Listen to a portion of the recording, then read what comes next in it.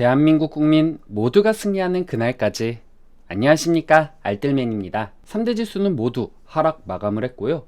원달러 환율은 1370.63원으로 전일보다는 마이너스 0.32% 하락한 모습으로 마감이 되었습니다. 빅스 지수는 1.84% 상승이 되었고요. 2년물 10년물 금리는 하락을 했고 30년물 금리는 소폭 상승을 했습니다. MSCI 코리아 ETF 지수는 마이너스 0.11% 하락을 했고요. 달러 인덱스는 0.75% 상승을 했습니다. 특징적인 주식들은 다음과 같습니다. 먼저 디즈니는 예상치를 하회하는 실적을 발표했는데요. 파크와 미디어 부분의 실적이 모두 예상치를 하회하였기 때문이라고 합니다. 또한 디즈니 플러스 플랫폼의 강력한 스트리밍 성장이 앞으로 줄어들 것이다 라고 경고를 했고, 투자자들의 기대를 저버리면서 10% 미만의 수익 성장을 예측하면서 마이너스 13.16% 하락 마감을 했습니다. 요거 테이버가 가지고 있는데 그 녀석 괜찮을지 모르겠네요. 다음은 메타입니다. 11,000명 이상의 직원을 해고한다라고 발표한 후에 주가가 상승을 했는데요. 마크 주커버그는 직원들에게 메타 역사상 가장 어려운 변화들 중에 일부를 공유하고 있다라고 전했으며, UBS의 분석가들은 메타의 발표에 고무되었다라고 하면서 5.18% 상승 마감을 했습니다. AMC 엔터테인먼트는 운용 비용이 증가함에 따라 분기별 손실을 보고했습니다. 하지만 주당 손실은 예상치보다 적었으며 수익도 예상치를 웃돌았습니다. AMC는 마이너스 7.65% 하락 마감을 했습니다. 시월드는 예상치보다 저조한 수익과 주당 순이익 발표로 주가가 하락했는데요.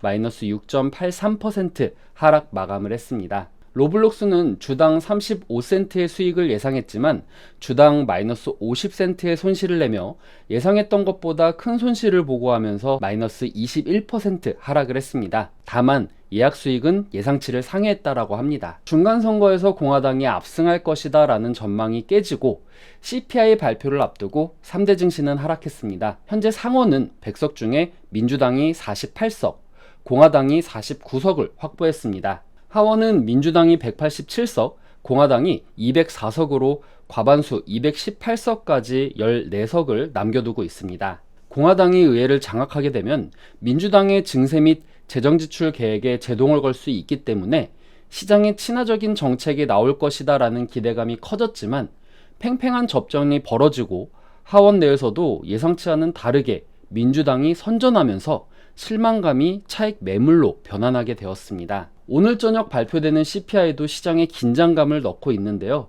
물론 투자자 및 전문가들은 이번 CPI가 8%의 예상치에서 7.9% 이하가 될 것이며 인플레이션이 꺾이게 될 것이다 라고 전망을 하는 부분도 있습니다.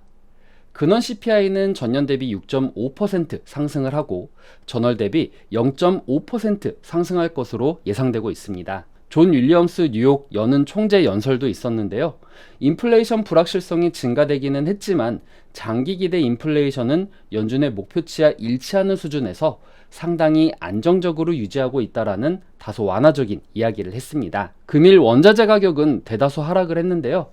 팔라듐은 마이너스 3.73% 하락, 원유는 마이너스 3.68% 하락, 난방유는 마이너스 3.46% 하락을 했습니다. 패드워치에 의하면 연준이 12월 회의에서 금리를 50bp 인상할 확률은 56.8%, 75bp 인상할 확률은 43.2%로 나타냈습니다. 서부 텍사스산 원유 WTI 가격은 전장보다 3.08달러 하락한 배럴당 85.83달러, 3.5% 하락 마감을 했습니다. 주간 원유 재고가 전주 대비 예상치 20만 배럴 감소해서 390만 배럴 증가로 늘어나면서 수요가 감소하고 있다는 내용이 나오고 있습니다. 또한 중국의 코로나 관련 봉쇄 정책에 대한 불확실성도 유가에 부담을 주고 있는 상황입니다. 금일 국내 증시는 그동안 공화당이 우세하여서 친시장적 정책으로 주식시장이 상승할 것이다 라는 기대감이 접전으로 바뀌면서 미국 주식들이 하락했듯이 국내 증시들도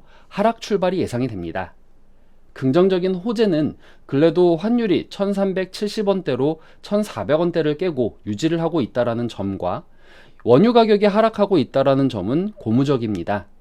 하지만 오늘 저녁 CPI가 발표가 되고 기대치가 낮은 상황에서 부합 내지 상회가 된다라고 하면 시장에 큰 충격을 줄 수 있다라는 저의 개인적인 뷰는 변함이 없기 때문에 시장의 충격에 대비하시면서 투자하시는 자세가 필요하다라고 생각을 합니다. 오늘 하루도 좋은 하루 되시고요. 오늘 내용 괜찮았다 생각되시는 분들은 하단의 구독과 좋아요, 알람 설정을 눌러주시면 제가 영상을 만드는데 큰 힘이 될 것 같습니다. 오늘도 시청해주셔서 감사합니다.